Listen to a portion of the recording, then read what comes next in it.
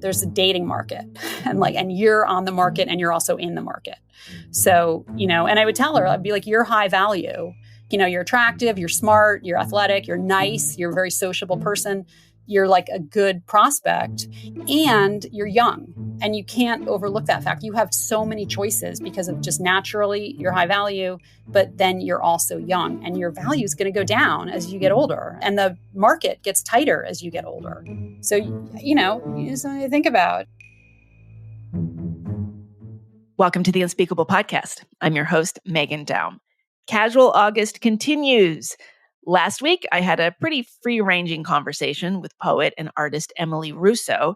The week before that, I spoke with my friend Vanessa Grigoriadis, a journalist and now podcaster, who had called me because she had some counterintuitive things to say about the childless cat lady discourse. Specifically, her theory that moms are so miserable that they're secretly jealous of childless people. Some of you loved that interview and some of you hated it, which is pretty much exactly how I knew things would go. Many of you had things to add, including this week's guest, Larissa Phillips, who, in addition to being a writer and an adult literacy educator, runs a farm in upstate New York where she offers an education program for city kids. Larissa was also on my other podcast, A Special Place in Hell, by the way, talking about an incredible piece that she wrote for Quillette. So you can go check that out if her name rings a bell. That's why. Larissa is also a mom who once lived in Brooklyn, just as Vanessa does. But unlike Vanessa and unlike many of her friends, Larissa had her first child at 29, ridiculously early by the standards of her peers. And unlike her own very second-wave feminist mom, she now finds herself advising her own daughter to get married and even have kids early. This speaks to a question that I've wrestled with a lot, both on this podcast and on the other one, which is this question of whether the hyper-professional, hyper-independent feminist ethos that Gen Xers and millennial women are just swimming in and have been for their whole lives will end up being something of a blip in time. Again, this is a very specific conversation about a very specific demographic. Larissa is not a sociologist or an expert. She's just speaking from her own experience. But I got a lot out of it, and I think you will too. Again, if you are not yet a paying subscriber, you're going to hear part of it. To hear the rest, go to meghandaum.substack.com. In the meantime, here is my interview with Larissa Phillips. Larissa Phillips, welcome to The Unspeakable. Thank you. Thanks so much for having me. So why did you email me after listening to Vanessa? Tell me what you were getting out of that. Yeah, I thought it was a great conversation. I loved hearing her perspective, but it made me want to point out that sort of general approach to parenting and to, just how we're kind of dealing as women with when we have children, how we plan our careers, how we plan our lives. I'm taking the opposite tack of what Vanessa has done, which so many people have done with my kids. And I'm now telling my kids, like, really kind of, it feels like very taboo things about how they should plan their lives, because I'm really breaking away from the norm, the sort of like liberal norms for how you're supposed to talk to your children.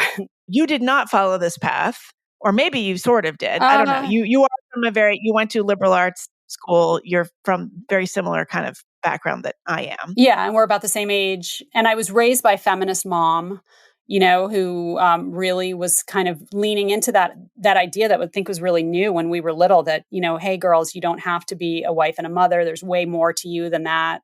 And you should prioritize a career and self-actualization and, just having a good life over, just kind of like locking yourself down into being a wife and a mother, which even seemed, the way it was presented to me as a kid, as like kind of a lame option. Embarrassing. Yeah. Like, you wouldn't do that. If you were interesting and smart and talented, you would do something other than being a wife and mother. That was kind of like something to shelve and like think about later. And you probably, if you were interesting, you probably wouldn't even do it. Ever. Yeah. I mean, it just wasn't, I always wanted to have kids and have a husband.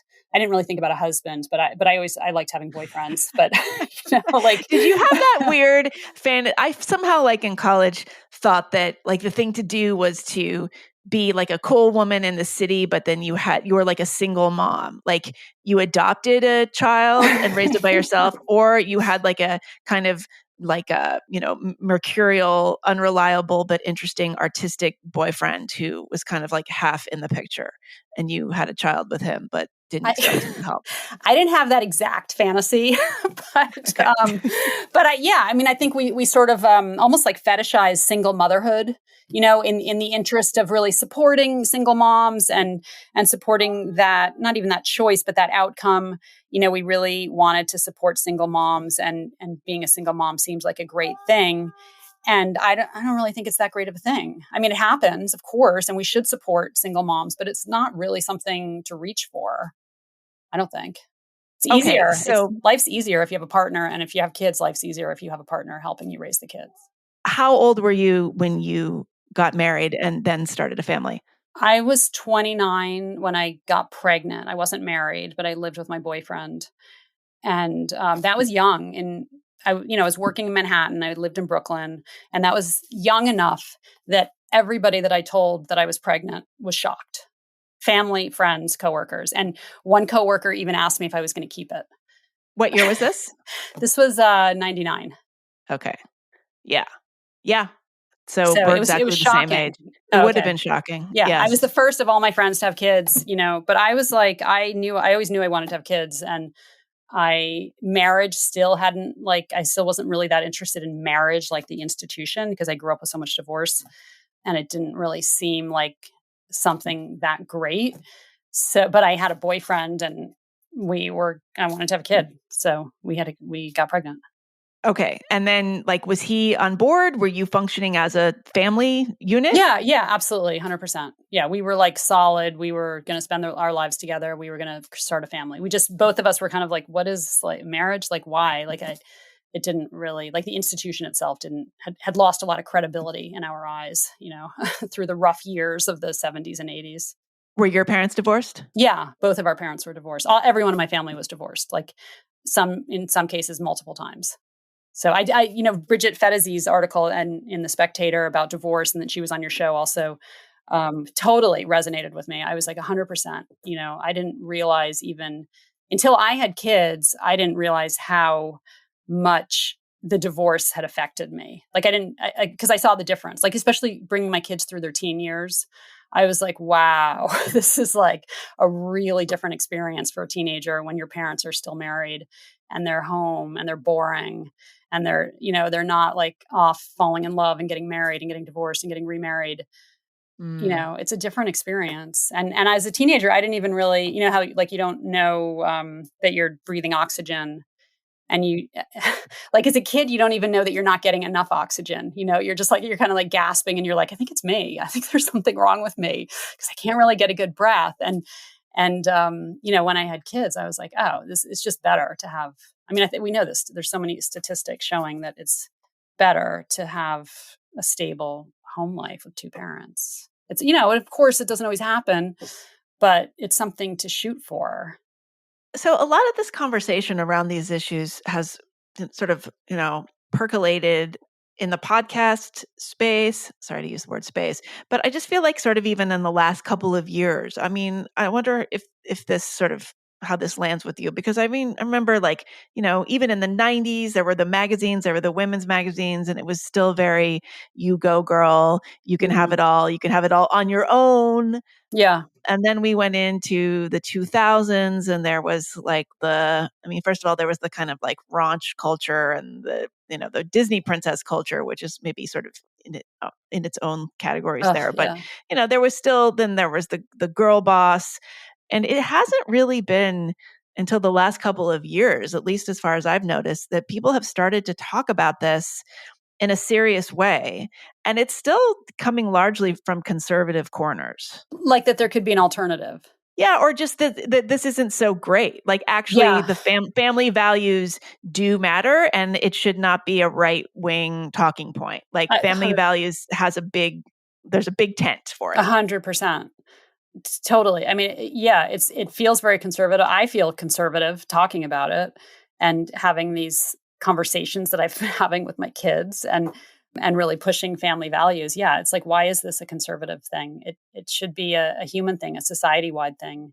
I think that, the boomers, like our parents, kind of ran roughshod over a lot of the really stabilizing elements in society because they were so confident, like all the post-war affluence, and like they were so confident. They were like, yeah, we don't need church, man, and we don't need family.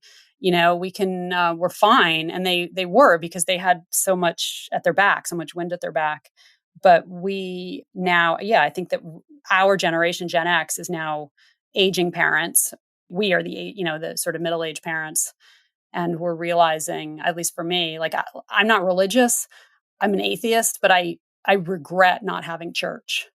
Like that just seems amazing. And it's just so weird that, on the left, we always talk about like, oh, it takes a village to raise a child. Well, church was kind of a village, like it was a really easily accessed village.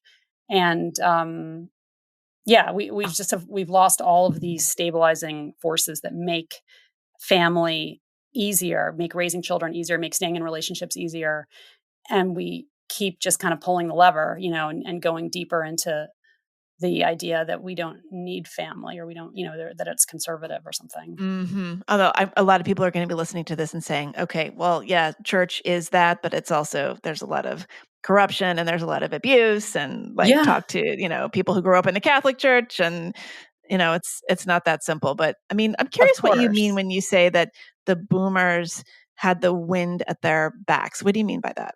Well, there was, I think that was almost like an unprecedented time of economic optimism and success, right? Like the 50s and 60s, like the post-war affluence. Mm-hmm. And so they came into their adulthood, and then the youth culture was so booming also and so powerful. And they came into their adulthoods just very confident about, breaking down all the structures, like the church that wasn't great. There were problems with the church, obviously, and there were problems with the family, and their parents weren't happy. And they took everything down because they felt so confident, I think, about that they didn't need those things. But those things have been stabilizing forces for eons. Right. So were your parents baby boomers? My parents are technically silent generation, but they're 1940 birth, but they're they're sort of spiritual boomers. Oh, that's so interesting, because my parents are also that exact age, and they did not identify with the boomers at all. Oh, wow. Like, they hated them.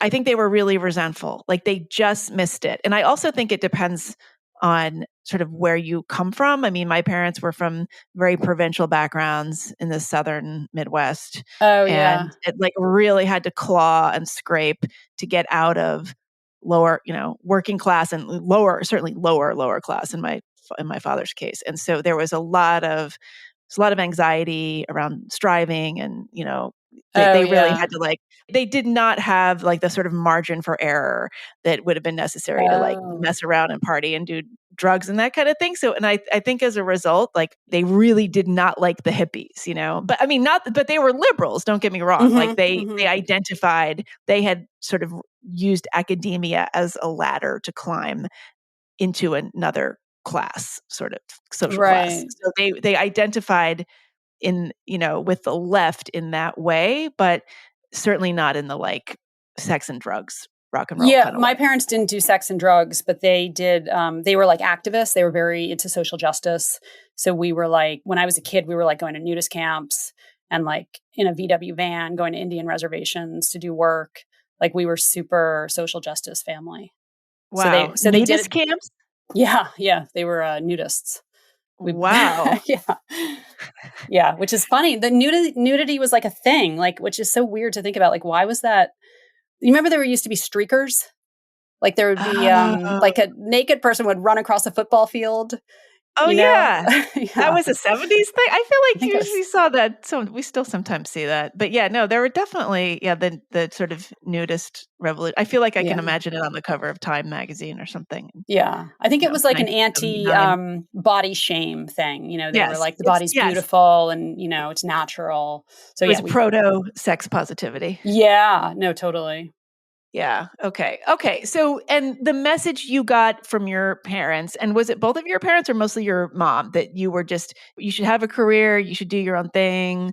Like, was she actually saying this to you overtly, or was it kind of just a more implicit message? I think it was kind of overt. It was like, oh, like when I was 12, my mom gave me a woodblock print that was framed, that said, a woman without a man is like a fish without a bicycle. Oh, yeah.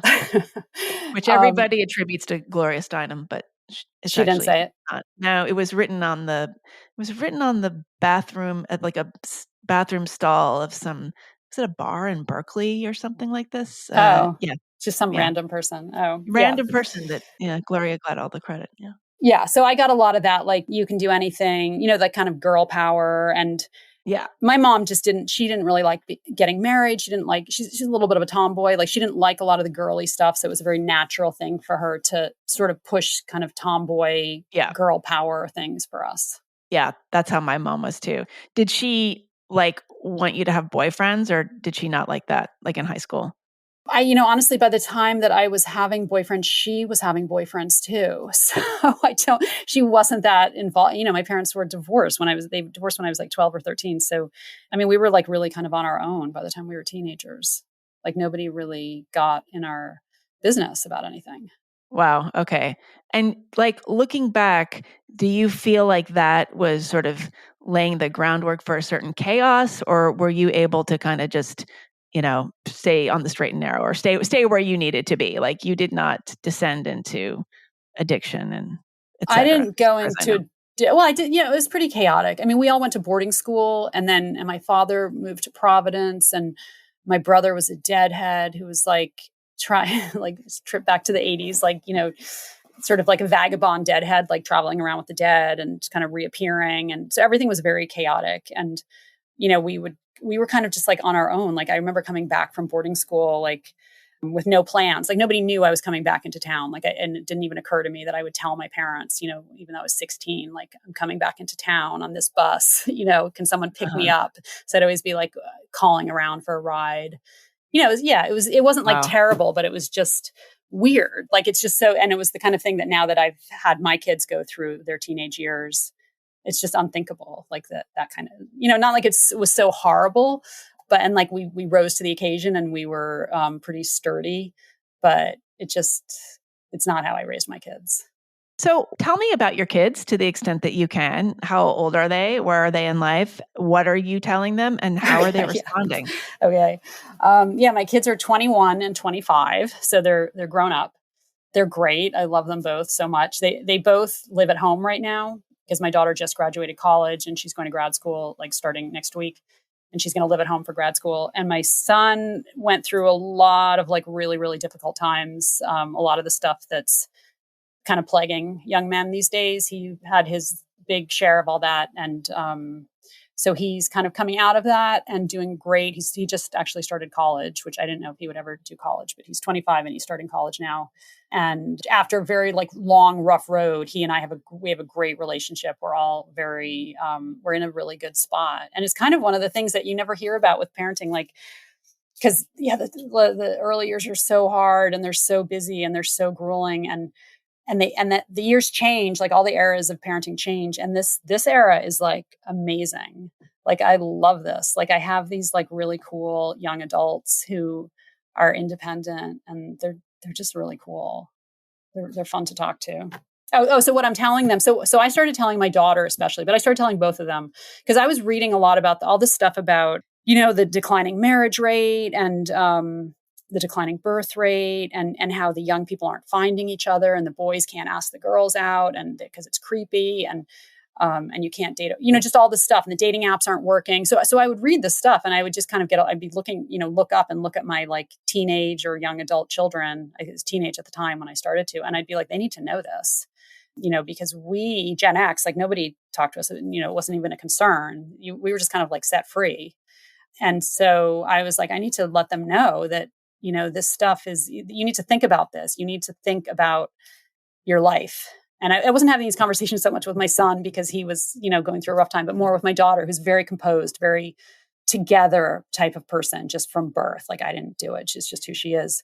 And so I would talk to her like, you should, plan. Oh, well, I explained to her the whole concept of a dating market, which I just think it's a really cool and interesting way to think about it. And so I would always have to tell her, because it always felt very taboo to be telling her these things. Like, you're not supposed to tell kids this stuff. But so I'd always be like, don't tell anyone I told you this. But okay, there's a dating market, and you're on the market and you're also in the market. So, and I would tell her, I'd be like, you're high value. That was a taste of my conversation with Larissa Phillips. You can find Larissa on Substack. You can find her on Twitter. And again, if you have not read her piece in Colette from a couple of months ago that she came on to Special Place in Hell and talked about, you should look that up. She also had a piece in the Free Press about her farm, What City Kids Learn on My Farm, back in June. So you can go look that up. What else? She's on Substack. I think I said that. Again, if you want to hear the rest, go to meghandaum.substack.com. Just quickly, the last Unspeakeasy retreat of the year is October 21st through 24th. And by the way, Larissa is going to be there. She's an attendee. She's going to be there. So if you loved this conversation, not only should you sign up and hear the rest of it, but you should think about coming on the retreat. I will be back next week with another super nuanced guest. Thanks for listening. See you then.